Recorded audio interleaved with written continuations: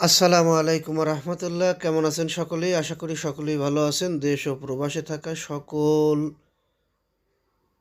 পাঁচ ব্যাংকের গ্রাহক, সকল ব্যাংকের গ্রাহক বললাম না, কারণ এখানে পাঁচ ব্যাংকের গ্রাহকদের বিক্ষোভ হয়েছে। সেই বিক্ষোভে পুলিশ জলকামান ব্যবহার করেছে। পাঁচ ব্যাংকের গ্রাহকদের দাবি ছিল তাদের টাকা ফেরত দিতে হবে সুদসহ, আর পুলিশরা রাস্তা আটকানোর জন্য তাদের কাজ করেছে।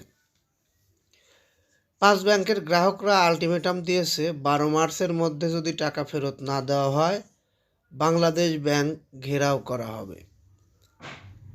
এই নিউজটি প্রত্যেকটি পাঁচ ব্যাংক অর্থাৎ সম্মিলিত ইসলামী ব্যাংকের গ্রাহকদের জন্য অতীব গুরুত্বপূর্ণ, জরুরি।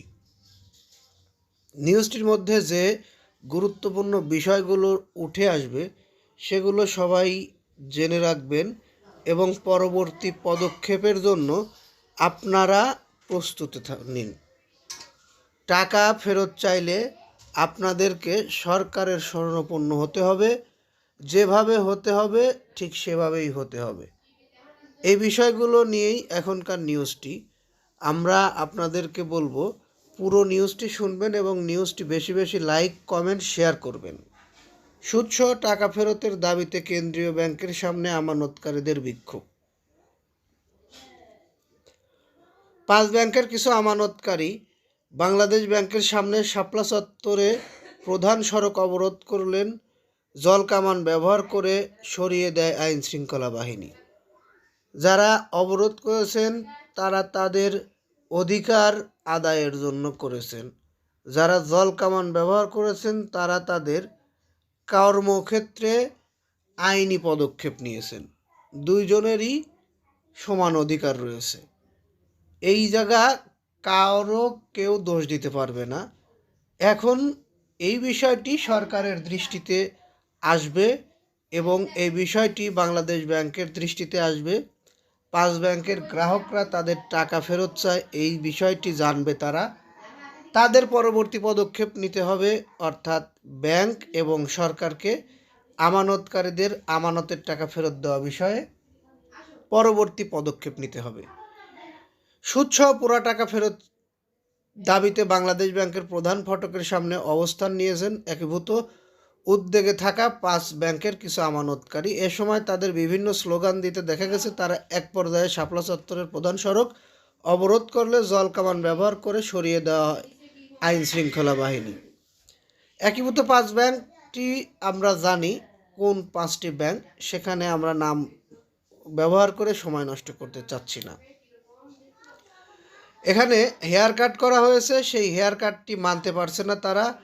পূর্ব ঘোষণা অনুযায়ী বৃহস্পতিবার বেলা 11টায় বাংলাদেশ ব্যাংকের সামনে মানববন্ধন ও অবস্থান কর্মসূচি হয়। মানববন্ধনে বক্তারা অভিযোগ করে সাবেক গভর্নরের সিদ্ধান্তে আমানতের উপর গত 2 বছরে 4% করে মুনাফা দেওয়ার সিদ্ধান্ত নেওয়া হয়েছে, যা অমানবিক ও অন্যায্য। এক দল বলছে অর্থ ফেরত চাই, মুনাফা পরে, আর একদল বলছে মুনাফা সহ অর্থ ফেরত চাই। ম্যাক্সিমাম গ্রাহক মুনাফা সহ অর্থ ফেরত চায়, আর কিছু গ্রাহক আছে শুধু অর্থ ফেরত চায়। তাদের অবস্থা এতটাই নাজুক যে এই অর্থ ছাড়া তাদের বর্তমান পরিস্থিতি খুবই খারাপ অবস্থা। এ কারণে তারা আপাতত তাদের অর্থটাই ফেরত চাচ্ছে।